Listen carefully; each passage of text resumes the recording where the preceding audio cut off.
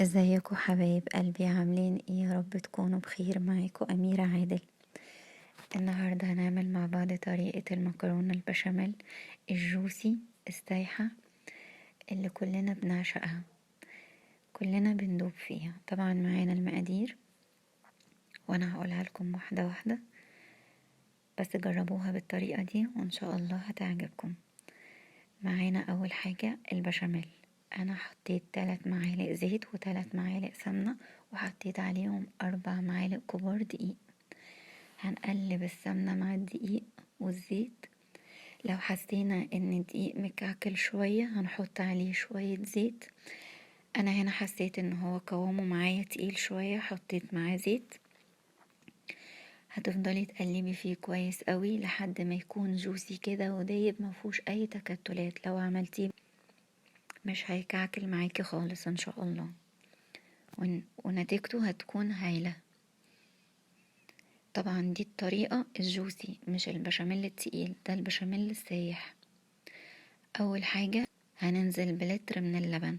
طبعا يفضل يكون لبن جاموسي، ما يكونش لبن معلبات. هنقلب كويس اللبن مع الدقيق مع السمنة مع الزيت لحد ما يبقى قوامه كده خفيف، وتفضلي تضربي فيه مع الاستمرار.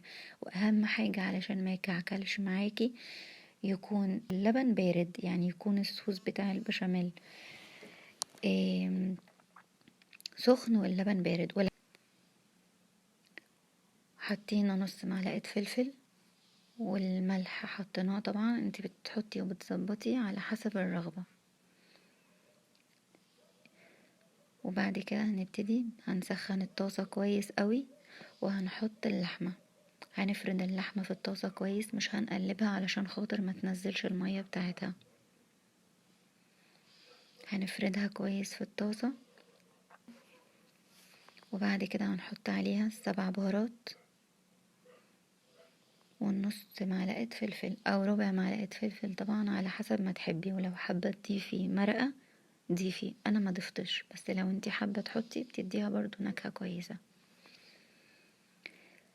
بنقلب البهارات مع اللحمة كويس، بس طبعا لما تنشف ميتها شوية لونها اتغير معانا تماما. هنحط عليها البصلاية وننزل على البصلة باللحمة علشان خاطر البصلة تدبل معانا.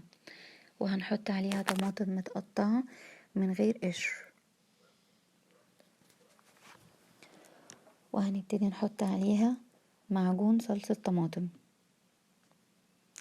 معجون الصلصة الطماطم دي هو بقى اللي بيخلي العصاج كده جوسي، يعني جوسي كده مش ناشف، يعني مش عايزين برضو ننشف اللحمة بتاعتنا. طبعا احنا عصجنا اللحمة كويس، هنعلي عليها النار بقى ونسيبها تتشرب مع نفسها.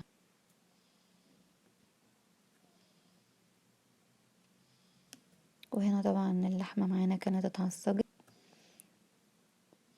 وريحتها كانت تجنن. هنا طبعا كنت سلقت المكرونة، وهنا كنت نقلت المكرونة في حلة. صفيت المكرونة كويس ونقلتها في حلة، وحطيت عليها كام كبشة بشاميل، وهقلبها كويس علشان انا عايزة المكرونة من كل حاجة. هاخد كام كبشة لحمة وهقلبها برضو معايا كويس علشان المكرونة كلها هنا معايا البايركس دهنته سمنة وحطيت طبقة مكرونة، وبعد كده هحط طبقة لحمة، وبعد كده هحط طبقة لحمة، وبعد كده طبقة الموتزاريلا، وبعد كده طبقة المكرونة. جبنة الموتزاريلا وهرش عليها جبنة رومي.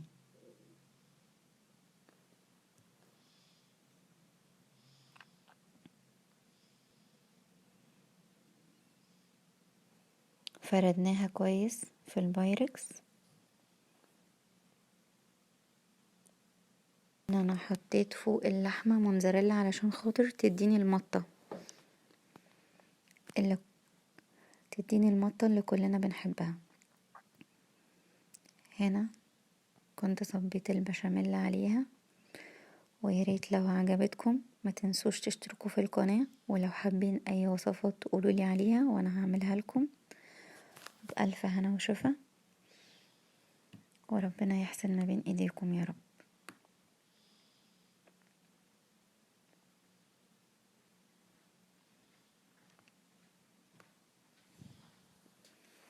اسيبكم بقى مع المنظر الجميل اللي انتوا هتشوفوه ده،